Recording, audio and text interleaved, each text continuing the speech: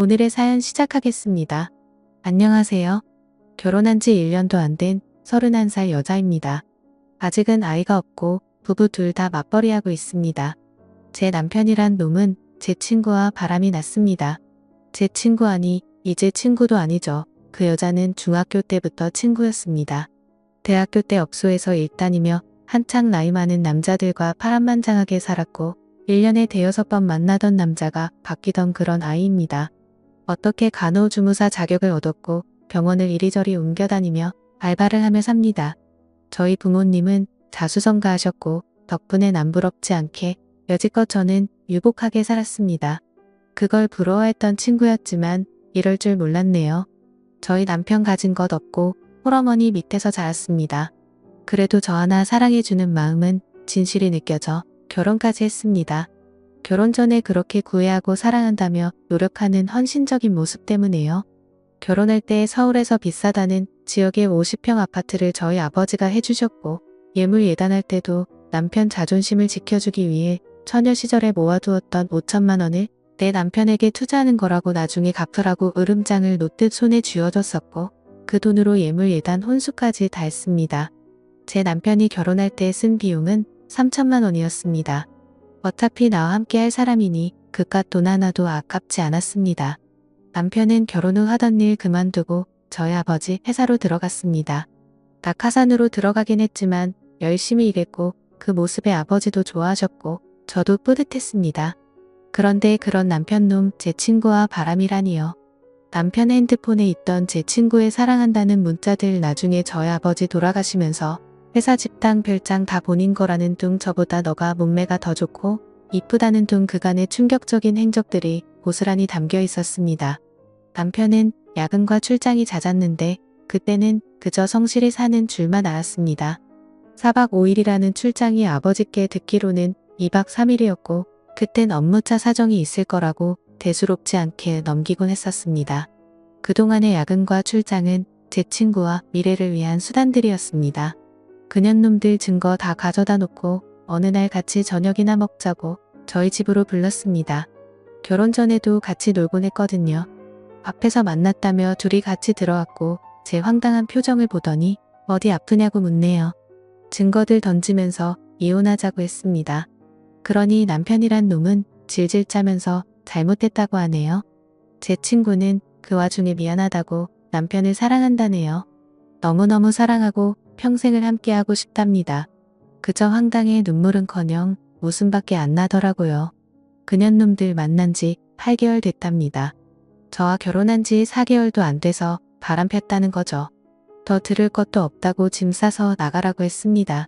그리고 일단 시어머님께 알렸습니다. 처음에는 며느리가 참으라고 타이르면서 말씀하시더니 결혼한 지 1년이 다 되어 가는데 아들 못 낳으면 내 말대로 이혼하랍니다. 이 상황에 아들 타령이라니 이렇게 대단한 집구석이었다는 걸 그동안 몰랐던 제가 오히려 한심한 생각이 들더군요. 아직 저희 아버지한테는 말씀드리지 못했습니다. 아버지 지병 때문에 어떻게 말씀드려야 할지 몰라 일단 남편에게 출근하지 말라고 했습니다. 그리고 하루라도 빨리 끝내고 싶어 빠르게 법원을 가기로 했습니다. 제 친구와 그런 짓거리하고 다닌 남편이란 놈 돈 한 푼 안 주고 내쫓을 겁니다. 제 친구는 남편놈이 잘 사는 줄 압니다.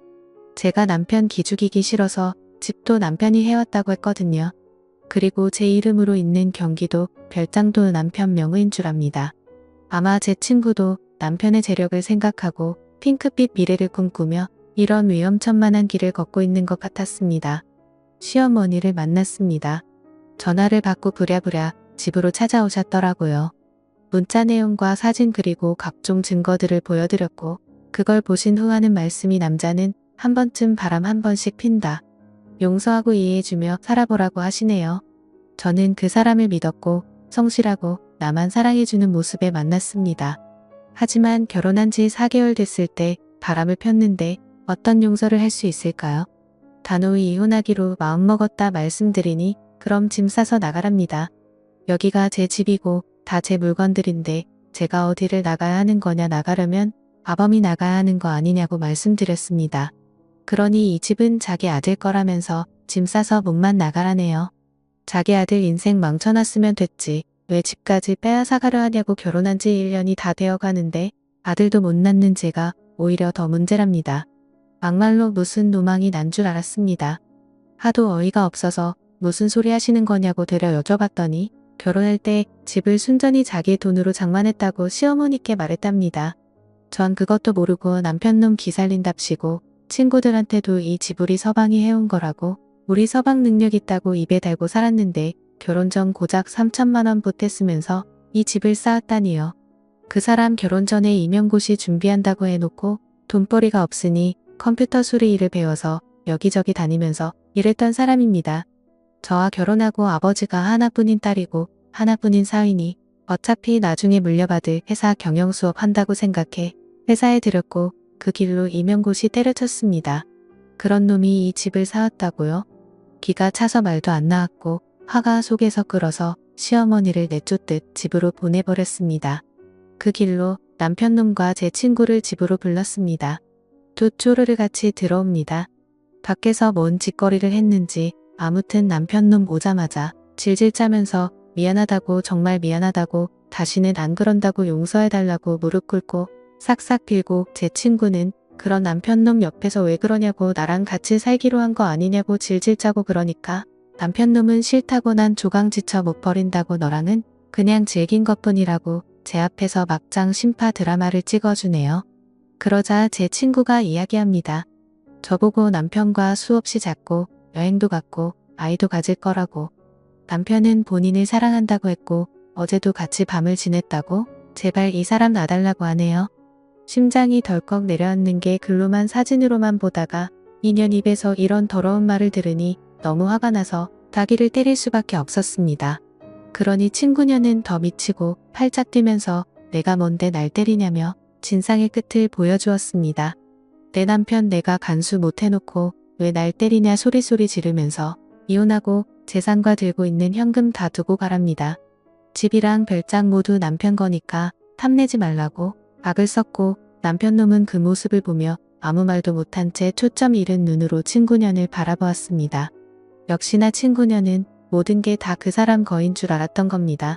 저의 집 제가 중학교 때부터 많이 어려웠고 고등학교 때 이 친구 만날 때부터 아버지 사업이 잘 풀려 가족에게 여유가 생기게 되었습니다. 항상 그녀는 저한테 부럽다 하고 자기는 나중에 유부남이라도 돈 많은 남자 물겠다고 장난 섞어 이야기했었습니다.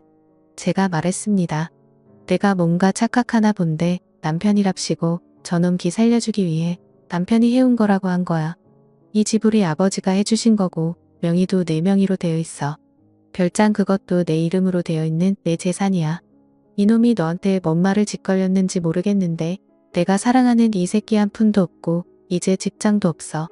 그리고 내가 다니는 병원엔 이 사실 어떻게든 날릴 거고 너희 부모님께도 말씀드릴 거야. 그리고 너 간통으로 인생 제대로 망가뜨려 줄게. 이렇게 말하니 제 친구녀는 멍하니 눈만 껌뻑거리며 절 쳐다봅니다. 그러고는 고작 하는 말이 거짓말하지 말랍니다.